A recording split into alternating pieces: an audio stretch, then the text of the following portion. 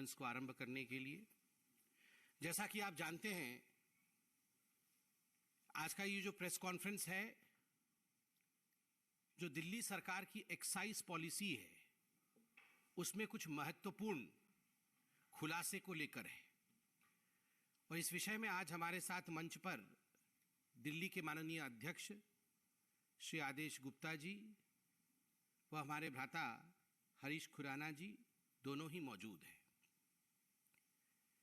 जिस प्रकार की बौखलाहट आम आदमी पार्टी में विगत कुछ दिनों से देखने को मिल रहा है, इसमें किसी प्रकार का संशय और दोमत नहीं है कि मनीष सिसोदिया जी को लेकर आम आदमी पार्टी घिरी हुई नजर आ रही है। आम आदमी पार्टी चेष्टा कर रही है, कुचेष्टा कर रही है कि वो इधर उधर की बातें करें, किंतु जो मुद्दे की बात है कि मनीष सिसोदिया ने करोड़ों रुपए का घपला किया या नहीं किया, उस पर भारतीय जनता पार्टी जो सटीक और पॉइंटेड प्रश्न पूछ रही है, उसका उत्तर देने में असक्षम है आज आम आदमी पार्टी। शिक्षा के विषय में बात करते हैं, वर्ल्ड में कितने बड़े हीरो हो गए हैं उसके विषय में बात करते हैं, मगर जिन प्रश्नों को भारतीय जनता पार्टी ने पूछा है उसका जवाब आम आदमी पार्टी और मनीष सिसोदिया दे नहीं पा रहे हैं। हमने भी तय किया है कि हम प्रश्न पूछेंगे और एक्सपोजे करेंगे। Manish ji, here is a challenge to you. एक बात मनीष सिसोदिया जी, डायरेक्टली आपको हम बता दें कि you have no escape path. आप बच नहीं सकते हैं, क्योंकि भ्रष्टाचार के विरोध लड़ाई करना और भ्रष्टाचारियों को अंजाम तक पहुंचाना यह देश के संविधान का दायरा है। और आपने भ्रष्टाचार किया है, इसका सबूत मौजूद है, जांच हो रही है, और किसी प्रकार से भी आपके पास कोई एस्केप रूट नहीं है। इसलिए आप इधर उधर की बात ना करिए, जो प्रश्न हम पूछेंगे उसका जवाब दीजिए। मनीष जी, क्या यह हकीकत नहीं है कि जब दिल्ली एक्साइज पॉलिसी आप लेकर आए थे, उससे पहले एक कमेटी गठित की गई थी? कमेटी ने एक रिपोर्ट सबमिट किया था और यह कमेटी में 3 सदस्य थे। The composition of the committee being Shri Ravi Dhawan, जो उस समय तत्कालीन कमिश्नर एक्साइज के थे GNCTD के, और श्री संजीव कुमार डेप्यूटी कमिश्नर, और Shri Anand Tiwari additional commissioner trade and taxes GNCTD। और ये रिपोर्ट सबमिट किया था कमेटी ने। ये रिपोर्ट आज हम लेके आए हैं आपके सामने। जैसे मैंने कहा, हम कोई इधर उधर की बातें नहीं करेंगे। रिपोर्ट में प्रपोजिशन क्या था, इस रिपोर्ट में बहुत अध्ययन करने के बाद ये जो कमेटी एक्सपर्ट्स की बनी थी, इस कमेटी ने क्या प्रस्ताव रखे थे और क्या मनीष सिसोदिया जी आपने उन प्रस्तावों को माने थे या उन प्रस्तावों को आपने दरकिनार किया था? आज सवाल जवाब उसी पे होगा। ये जो कमेटी थी, इस कमेटी ने मोटा मोटी मार्च 2021 के आसपास, मतलब 1 वर्ष पहले रिपोर्ट सबमिट किया। और इस रिपोर्ट में जो साधारण बात थी, जो मोटा मोटी बात थी, वो यह थी कि केजरीवाल सरकार, आपसे हम गुहार करते हैं, ये जो एक्साइज पॉलिसी आप लेकर आ रहे हैं, बेहतर होगा कि जो होलसेल का काम है, ये होलसेल का काम सरकार अपने पास रखे, इसे प्राइवेटाइज नहीं करे, क्योंकि उससे आप सबसे ज्यादा एक्साइज कमाएंगे और सबसे ज्यादा प्रॉफिट जो है वो राज्य सरकार को होगी। तो होलसेल किसी को मत दीजिएगा, किसी प्राइवेट एंटिटी को मत दीजिएगा। और दूसरा जो बड़ा रिकमेंडेशन, जो प्रस्ताव इस कमेटी ने दिया था, वो यह था कि जो रिटेल का काम है वो किसी बड़ी कंपनी को मत दीजिएगा, ये इंडिविजुअल्स को दीजिएगा और लॉटरी सिस्टम के माध्यम से दीजिएगा। लॉटरी निकालेगा एक, अगर आपको किसी जगह 50 लोगों का लॉट करना है तो आप रिक्वेस्ट करिएगा, इनवाइट भेजिएगा, इनविटेशंस आएंगे, 100 लोगों का इनविटेशन आता है, 100 लोगों का प्रस्ताव आता है, लॉटरी निकालिए, उसमें से 50 लोगों को आप दे दीजिए, इंडिविजुअल्स को देना है। तो 2 मुख्य रिकमेंडेशन, होलसेल का काम मनीष जी आप सरकार के पास रखिएगा, प्राइवेट को मत दीजिएगा, और दूसरा जो रिटेल का काम है वो इंडिविजुअल्स को दीजिएगा, बड़ी कंपनी को नहीं दीजिएगा। मैं उसको अब तकनीकी भाषा में जो लिखा है वो भी पढ़ के सुना देता हूं। 1.1.1 तकनीकी भाषा में कमिटी ने कहा, IMFL trade should be revamped by bringing the entire wholesale operation under the government entity. The model to be followed should be similar to the one as followed in the state of Karnataka, where KSBCL, Karnataka State Beverages Corporation Limited, is fully government-owned wholesale corporation. The committee also strongly recommends that the corporation must function in an extremely asset-light manner, etc., etc. मैं पूरा नहीं पढ़ रहा हूं, मगर जो मुख्य विषय है कि ये होलसेल का काम दूसरे राज्यों में भी, कर्नाटक का उन्होंने उदाहरण दिया कि यह सरकार ने अपने पास रखा है, इसलिए इसको प्राइवेटाइज मत करिएगा, उससे आपको ज्यादा बेनिफिट होगा। It should be under the government entity. Manish ji, प्रश्न नंबर 1, क्या आपने इस रिकमेंडेशन को, जो कमिटी ने रिकमेंडेशन दिया था, उस रिकमेंडेशन को आपने माना? क्या होलसेल का काम आपने सरकार के पास रखा? नहीं रखा। आपने इसे प्राइवेट प्लेयर्स को दिया और उसके कारण बाद में जो हुआ वो हम सब जानते हैं। और बंधुगण, ये जो प्राइवेट प्लेयर्स को दिया, मनीष सिसोदिया और अरविंद केजरीवाल ने ये होलसेल का काम, यह भी बिना टेंडर किए दिया। कोई टेंडर प्रोसेस फॉलो नहीं किया, बस यारों को दे दिया। रेवड़ी बट रही थी, तुम मेरे यार हो, ये ले जाओ, और बिना पब्लिक नोटिस के दिया। कोई नोटिस भी नहीं इशू किया कि हम इस प्रकार से एक प्रस्ताव चाहते हैं, जो जो इसके लिए एलिजिबल है आप प्रस्ताव लाइए, हम उस प्रस्ताव में से सबसे ठीक प्रस्ताव को टेंडर देंगे या होलसेल का यूनिट देंगे। ये सब कुछ नहीं किया। बिना टेंडर के, बिना पब्लिक नोटिस के अपने यारों को होलसेल का काम दे दिया, सरकार के पास नहीं रहा। प्रश्न नंबर 1, क्या सरकार के पास रखा, और रखा नहीं तो रिकमेंडेशन के बावजूद क्यों नहीं रखा? दूसरा, जो दूसरा रिकमेंडेशन था वो रिटेल को लेकर था। जैसे मैंने आपको बताया था, उन्होंने कहा था रिटेल का काम बड़ी बड़ी कंपनियों को नहीं देके इंडिविजुअल्स को देना है और लॉटरी के माध्यम से देना है। इसमें बड़े अच्छे तरीके से उन्होंने समझाया है 1.3.1 में।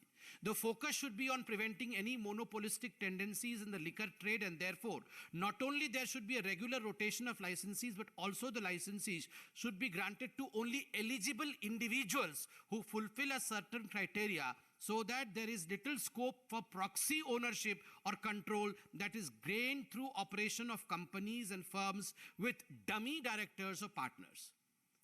बड़े स्पष्ट रूप से उन्होंने कहा कि अगर आप इंडिविजुअल्स को देते हैं तो यह फायदा है, इंडिविजुअल्स को नहीं देकर बड़ी कंपनी को देंगे तो क्या नुकसान है, यह भी कमिटी ने कहा। कमिटी ने क्या कहा? The drawbacks of this model, मतलब बड़ी बड़ी कंपनियों को देने से जो ड्रॉबैक है उसको बड़ी कंपनियों के लिए उन्होंने कहा है लाइसेंस टू लिमिटेड एंटिटीज। अगर इंडिविजुअल्स को नहीं देकर लिमिटेड एंटिटीज को देंगे तो नुकसान होगा। The drawbacks of this model are that there is highly prone to cartelisation and market capture by limited number of licensees. Cartelisation हो जाएगा, करप्ट लोगों का ग्रुप बन जाएगा और मार्केट कैप्चर हो जाएगा। इतना रिकमेंडेशन, क्लियर कट रिकमेंडेशन, इसमें किसी प्रकार की कोई एम्बिग्विटी नहीं है मनीष सिसोदिया जी। उसके बावजूद आपने इन रिकमेंडेशंस को दरकिनार किया और आपने शराब माफिया को, जिन्होंने कार्टेल बनाया, उन कार्टेल कंपनियों को आपने दिया, उन बड़ी कंपनियों को आपने दिया जो और manufacturers are not allowed into retail. जो मैन्युफैक्चरर्स हैं वो रिटेल में नहीं आ सकते हैं। आपने कमीशन लेके मैन्युफैक्चरर्स जो थे उनको रिटेल में लेके आके, इंडिविजुअल तो दूर, मैन्युफैक्चरर्स को भी इन्वॉल्व कर दिया। और तो और जो ब्लैक लिस्टेड कंपनियां थी उनको भी आप लेके आके इन्वॉल्व करते हैं। क्यों? क्योंकि मोटा माल मिला। पंजाब के चुनाव के समय मोटे माल की आवश्यकता थी। जिसने मोटा माल दिया, इस रिपोर्ट को दरकिनार करके मोटा माल जेब में और वेंड्स अर्थात जो दुकानें होती हैं, जो शराब की दुकानें होती हैं वो कार्टेल के पास। आप सोचिए, ओपन एंड शट केस है जी, कोई लंबा चौड़ा केस नहीं है। आज एक छोटा सा बच्चा भी समझ जाएगा कि अरविंद केजरीवाल जी और उनकी कंपनी ने किस प्रकार का घोटाला किया है। इसमें बहुत कुछ समझाने की आवश्यकता नहीं। आपने ये कमेटी क्यों बनाई थी? ये कमेटी बनी थी रिकमेंडेशन देने के लिए कि सबसे बढ़िया एक्साइज पॉलिसी क्या होगा जिससे कि दिल्ली सरकार का आय बढ़ेगा। आप तो बोल रहे थे हमने तो कमाल कर दिया जी, हम तो ऐसे एक्साइज पॉलिसी लेके आए हैं, हमारी तो नौगुनी जो है इनकम बढ़ जाएगी। वर्ल्ड का बेस्ट है सब कुछ, तो इनका वर्ल्ड का बेस्ट ही होता है, इनका वर्ल्ड का दूसरा नंबर कुछ होता ही नहीं है, ये वर्ल्ड का सबसे बेस्ट ही होता है सब कुछ। अरविंद केजरीवाल जी जो भी करते हैं वो वर्ल्ड का बेस्ट होता है, दुनिया का नंबर 1। ये दुनिया की नंबर 1 एक्साइज पॉलिसी आप रिकमेंडेशन फॉलो नहीं कर रहे थे, ऐसा क्यों किया आपने? सबसे महत्वपूर्ण विषय इसमें आगे मैं आने वाला हूं। आप देखिए, ये जो रिटेल का काम दिया गया, इस रिटेल के काम में पूरे दिल्ली को जोन्स में बांटे गए। लगभग 32 जोन में दिल्ली को बांटा गया कि 32 जोन में एक एक करके कंपनी को उन्होंने लगा दिया कि तुम्हारा ये जोन हो गया, तुम जाके वहां पर दुकानें खोलो। एक जोन में लगभग 27 से 30 वेंड्स, जिसको अंग्रेजी में वेंड्स कहते हैं, या दुकान, ये शराब के ठेके, ये ठेके एक एक कंपनी को एक एक जोन में 27 से 30, और एक एक कंपनी को 2 जोन दिए गए। जितना जितना मोटा माल मिला उसी हिसाब से दिया गया। तो एक एक बड़ी बड़ी कंपनियों को, ब्लैक लिस्टेड कंपनियों को ये 2-2 जोन दे दिए गए, अर्थात एक एक कंपनी को लगभग 55 दुकानें, 54-55 दुकानें एक एक कंपनी को मिल गई। अब आप सुनिए क्या होता है। ये जब हमने प्रेस कॉन्फ्रेंस किया, जब एलजी ने रेड फ्लैग किया, कन्फॉर्मिंग नॉन कन्फॉर्मिंग जोन, ये सब बातें सामने आ गई, कैबिनेट का रेट्रोस्पेक्टिव डिसीजन लेके वापस किया, मीडिया ने सच दिखाया, तो इन्होंने एक्साइज पॉलिसी वापस ले लिया। मगर वापस लेने से पहले की कहानी आप सुनिए। मैं कागज भी लेके आया हूं, हमारे पास कागज है, हम वो आम आदमी पार्टी की तरह बिना नाम लिए कुछ नहीं करते हैं, सब कुछ कागज के साथ करते हैं। 31 मई विगत महीने 31 मार्च पहले, विगत वर्ष 31 मार्च को 4 जोन के जितने रिटेलर्स थे उन्होंने अपने वेंड्स अर्थात ठेके सरेंडर कर दिए।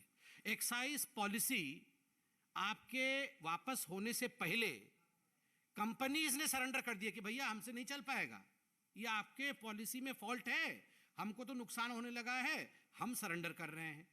तो 31 मार्च को 4 ने सरेंडर किए। जोन 24 में ट्राइडेंट ने किया, जोन 25 में पाथवे ने किया, जोन 26 में श्री अवंतिका ने किया, जोन 8 में अध्वर्व ने किया।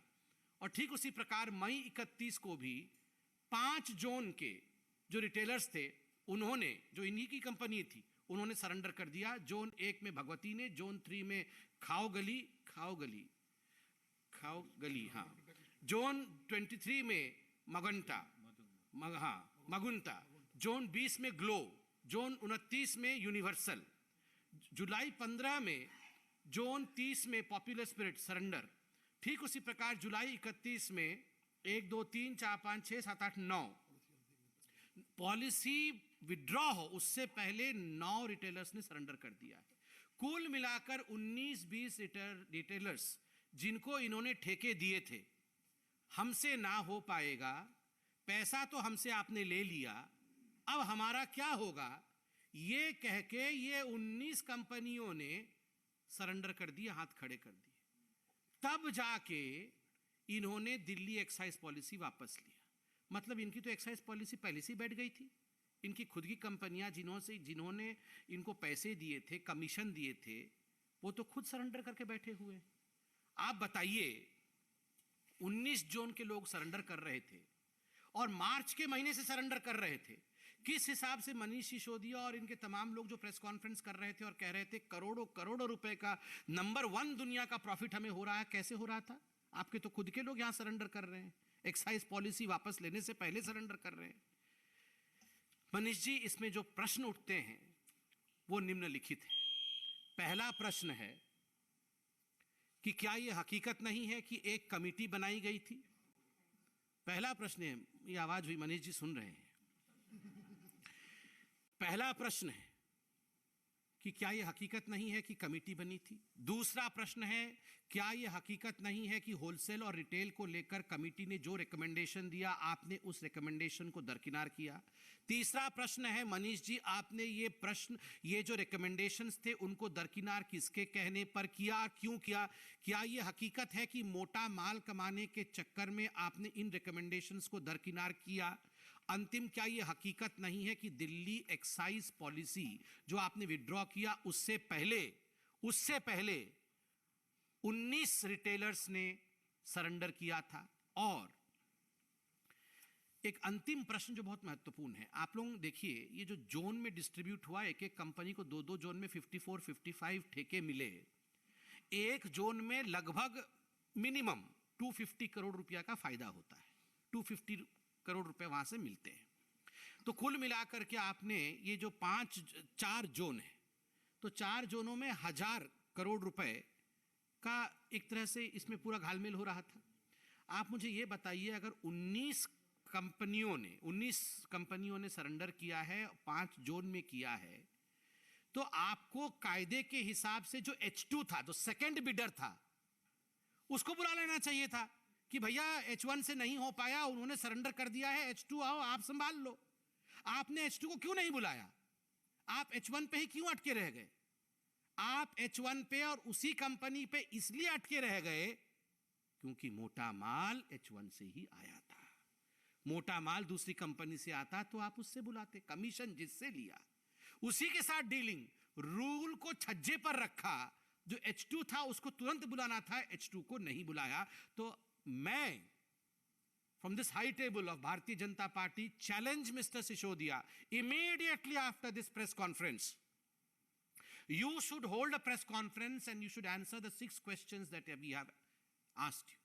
जो 6 प्रश्न हमने पूछा है, सिसोदिया जी तुरंत एक प्रेस कॉन्फ्रेंस करके, इधर उधर की बात, आप वर्ल्ड के बेस्ट शिक्षा मंत्री हैं, मंगल ग्रह, सूर्य ग्रह, वो सब आपके अधीन आते हैं, वो सब अलग बात है, मगर आप एक्साइज मिनिस्टर के नाते क्या कर रहे थे उसका जवाब आप दीजिए, बिल्कुल पॉइंटेड जवाब दीजिए। और मैं आप लोगों से भी निवेदन करूंगा, पॉइंटेड प्रश्न पूछकर उनसे पॉइंटेड जवाब निकालिए, इधर उधर की बात करने से मना करिए उनको। अब एक प्रश्न तो अरविंद केजरीवाल कैसे छूटेंगे, किंगपिन तो अरविंद केजरीवाल है। एक अरविंद केजरीवाल जी के लिए भी प्रश्न है। अरविंद जी, क्या यह हकीकत नहीं है कि आपको यह सब कुछ पता था? यू न्यू ऑल दिस, कि इसमें घोटाला हो रहा है, शुरू से ही आप जानते थे, और इसी कारण से जब ये फाइलें एलजी के पास जाती थी तो इन फाइलों में आपके हस्ताक्षर नहीं होते थे। आप किसी भी डीटीसी के बस प्रोक्योर होंगे, एक्साइज पॉलिसी, ये जितनी चीजें होती हैं उसमें अरविंद केजरीवाल जी कभी हस्ताक्षर नहीं करते हैं, एडिशनल सेक्रेटरी या जॉइंट सेक्रेटरी से हस्ताक्षर करा के भिजवा देते हैं। रूल बुक तो स्पष्ट रूप से कहता है कि अगर सीएम स्टेशन में है, कोई अर्जेंट मैटर नहीं है, तो आपको हस्ताक्षर करके एलजी के पास भेजना चाहिए, वरना यह वाजिब नहीं है, दिस इज नॉट लीगल। मगर आपने जिस प्रकार से, और कल एलजी साहब की यह चिट्ठी आपने दिखाया है मीडिया में, dear Shri Arvind Kejriwal ji, it has been observed that in recent months a significant number of proposals as a matter of routine have been submitted by your office for my approval or for my opinion under Article 239AA(4) of the Constitution by your Joint Secretary or Additional Secretary with remarks, Honorable CM has seen and approved the proposal without specifying any grounds of urgency warranting such a communication. आगे आप सबने दिखाया है, कल की चिट्ठी है, इसलिए मैं इस पर विस्तार से नहीं जा रहा हूं। हस्ताक्षर नहीं होते थे, केवल सीएम ने दूर से देख लिया है। और ये अरविंद केजरीवाल जी वैसे व्यक्ति हैं, जैसे ही धरपकड़ होगी खुलासा हो जाएगा, अरे एडिशनल सेक्रेटरी भी मिला हुआ है। ये जो एडिशनल सेक्रेटरी और जॉइंट सेक्रेटरी चिट्ठी लेके चले जाते थे एलजी के पास, ये भी मोदी जी से मिले हुए हैं। मुझे फाइल 10 फीट की दूरी से ऐसे दिखाया था, इसलिए मैंने पढ़ा नहीं उसके अंदर क्या लिखा हुआ था। ये क्या दुनिया को बेवकूफ समझते हैं? एक चीफ मिनिस्टर है, ये एलजी के पास इतने बड़े बड़े प्रपोजल भेज रहे हैं और उन पे हस्ताक्षर नहीं हुई। ही हैज सीन, ऐसे होता है क्या?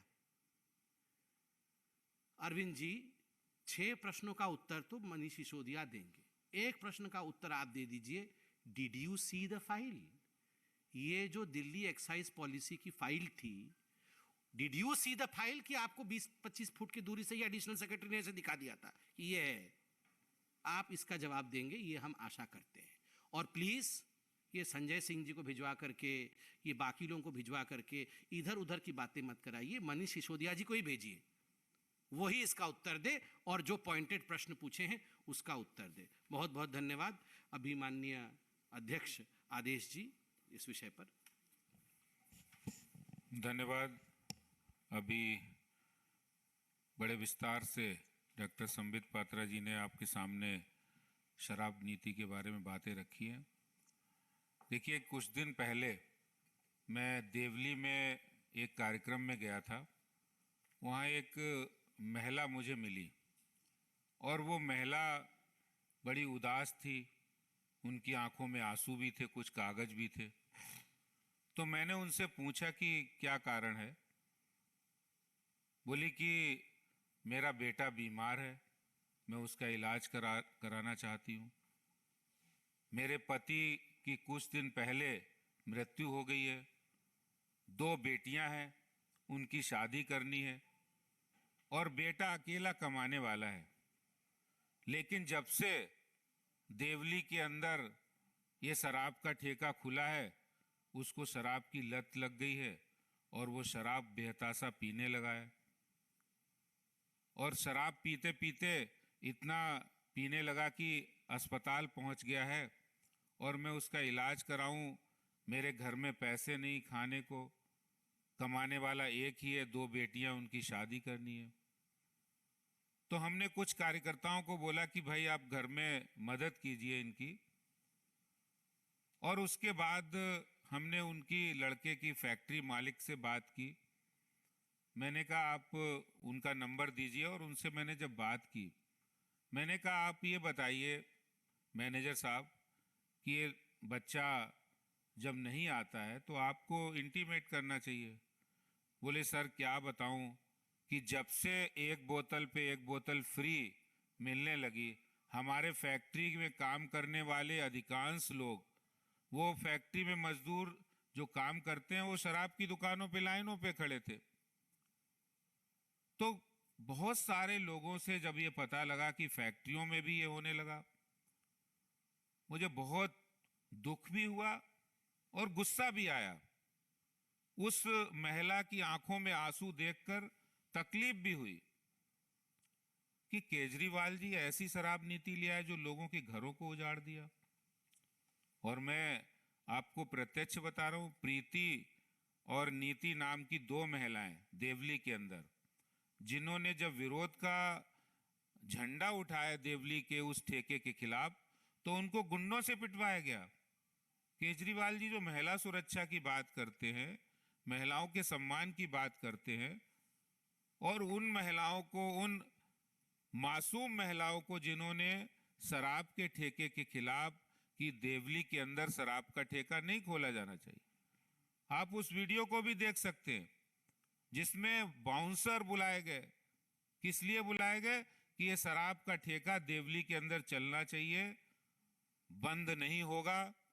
और उसकी बंद नहीं होगा। जब महिलाएं आई तो उनको गुंडों से पिटवाने का काम किया है। तो इस तरह का ये शराब नीति के जो दुष्परिणाम है, और वास्तविकता है, मुख्यमंत्री जी कह रहे हमारे वर्ल्ड के सबसे अच्छे शिक्षा मंत्री हैं, और वो कभी नहीं बता रहे कि शराब मंत्री भी यही है। दुनिया के अंदर पहला उदाहरण होगा कि शिक्षा मंत्री भी वही है, शराब मंत्री भी वही है। स्कूल के पास ठेके खोल दिए। तो वास्तव में आज जो पाप केजरीवाल सरकार ने किया है, जहां एक और उन्होंने भ्रष्टाचार किया है, भ्रष्टाचार की इंतहा की है, हजारों करोड़ रुपए भ्रष्टाचार किए, जिसका बड़ी अच्छे तरीके से डॉक्टर संबित जी ने बताया आपको।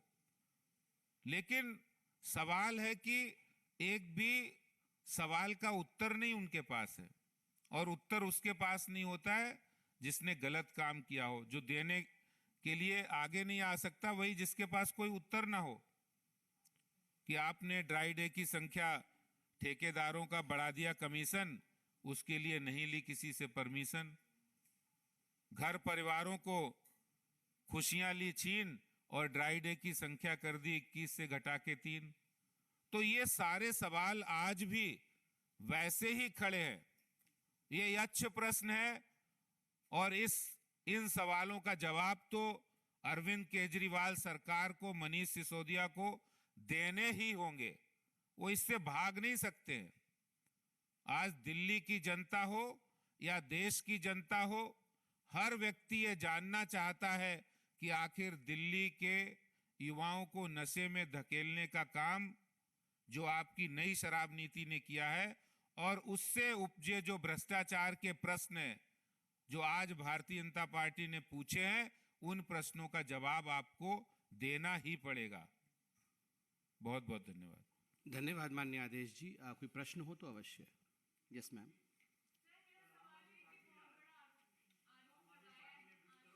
मैडम को हो जाए फिर आपका।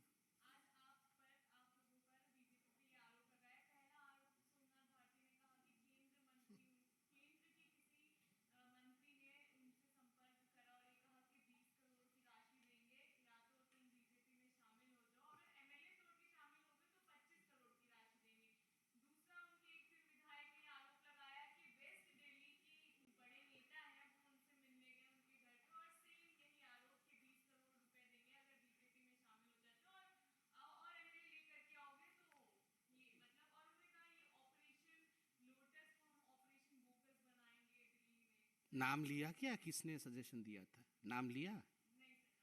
अच्छा, ये आम आदमी पार्टी ने बिना नाम लेके प्रेस कॉन्फ्रेंस किया? मतलब किसी ने बताया सिर्फ ऐसे?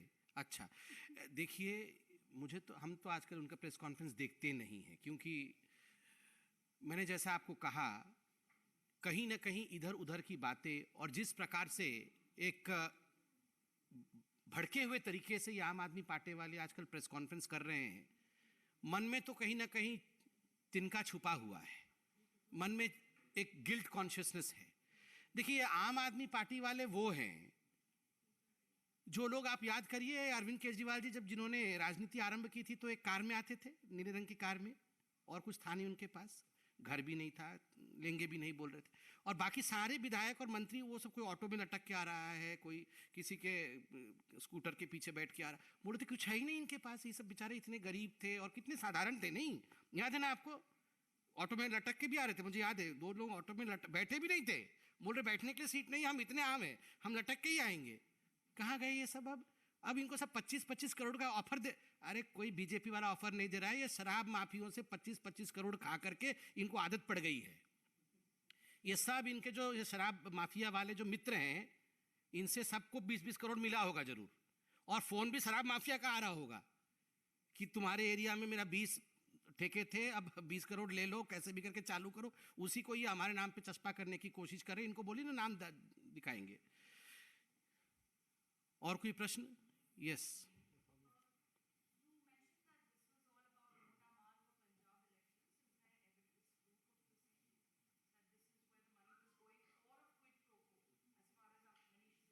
No, of course, whatever we have said, we have presented evidence. We have presented hardcore evidence of the fact that, number one, there were recommendations. There were recommendations by a committee of experts set on the excise policy as to how the excise policy was to operate to generate maximum profit for the state. And I have read out the recommendations of the expert committee, but exactly contrary to what the recommendations of the expert committee was, things were done in a wrong way. And everyone knows 2 or 3 things which the Bharatiya Janata Party in fact has been shouting from the rooftop from the last 2-3 weeks. Number one, that in fact we cannot have any kind of quote-unquote thekas or vends, what you call, in the non-conforming area. But despite the LG showing a red flag, you went ahead with that. Despite the fact that blacklisted company cannot be put into the market, you in fact sent the blacklisted company to the market.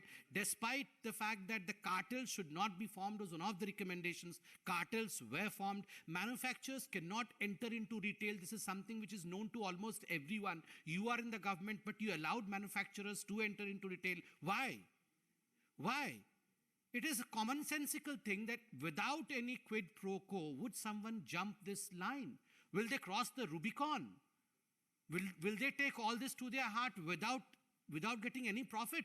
Now the onus lies with the Aam Aadmi Party. Onus lies squarely upon the soldiers of Mr. Manish Sisodiya to prove that he has not been involved in any quid pro quo.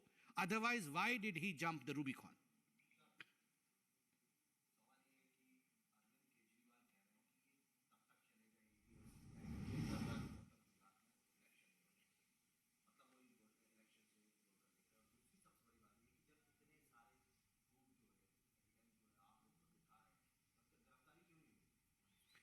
देखिए, पहले तो आप बताइए, ये जो जितेंद्र सिंह तोमर इनके मंत्री थे, उनकी कोई डिग्री को लेकर कंट्रोवर्सी हुई थी, आपको याद है? उस समय भी बीजेपी ने प्रेस कॉन्फ्रेंस किया था तो अरविंद केजरीवाल जी ऐसे ही आ गए थे और कह रहे थे ये तो भारतीय जनता पार्टी मुझे प्रधानमंत्री बनना नहीं देना चाहती है, इसलिए ये सब इस प्रकार से कर रही है। मैं तो बहुत ही अच्छा हूं जी, और ये जितेंद्र सिंह तो बहुत ही अच्छा है, इसने तो पता नहीं कौन सी डॉक्टरेट भी कर रखी है। और उसके बाद सब टाइफिश हो गया। जैसे कोर्ट में जाके सब बिहार में गए डिग्री लाने, डिग्री मिली नहीं, जितेंद्र सिंह हट गए। और फिर ये जो राशन कार्ड वाला मंत्री इनका कौन था, संदीप, अब बताइए, जब संदीप कुमार पकड़े गए तो बोले थे ये इससे बढ़िया आदमी तो दुनिया में नहीं है, ये वर्ल्ड का नंबर 1 राशन कार्ड मंत्री है। और फिर बाद में जब वीडियो सामने आ गया बोले वो चले हटाओ हटाओ, चुपके से हटा दिया उसको। फिर ये बोल रहे थे और कौन सा पंजाब, हाँ आसिफ, वो भी वर्ल्ड का नंबर 1 था। ये सारे वर्ल्ड के नंबर 1 थे। जैसे ही वीडियो आ जाता है और जैसे ही सच्चाई सामने कोर्ट में चला जाता है मामला, फिर कुछ नहीं बोलते हैं। नहीं, देखिए, गिरफ्तार करना, एजेंसी का काम करना, ये बीजेपी का नहीं है, ये अरविंद केजरीवाल वही है जो याद है ना आपको, एक काला रंग का सूटकेस, उस सूटकेस के अंदर कहते थे शीला दीक्षित की सारी कारगुजारियां इसी के अंदर है, मैं आऊंगा इसको निकालूंगा। क्या हुआ? ये अरविंद केजरीवाल वही है जिसने 13 लोगों की लिस्ट जारी की थी। नंबर 1 पे लालू प्रसाद यादव, देश का सबसे बड़ा, मुझे बोलते हुए कष्ट हो रहा है मगर ये इन्होंने कहा था ये सब चोर है जी, देश का सबसे बड़ा चोर तो लालू प्रसाद यादव है, शरद पवार है, ये सब पी चिदम्बरम सबसे बड़ा चोर है। सबसे पहले जाके लालू प्रसाद यादव से गले में कैसे पपिया झपिया कर रहे थे हैं? उस समय जाके पपिया झपिया, ये हम लोग को मत सिखाएं और जाके कोर्ट में लड़े। ये आर्टिकल निकलवाते रहते हैं इंटरनेशनल न्यूज़पेपर में। देखिए, ये लोग सारे एक्सपोज हो चुके हैं, अब सब लोग जानते हैं ये क्या है। अच्छा, मेरा खत्म भी नहीं हुआ, उन्होंने कर दिया है।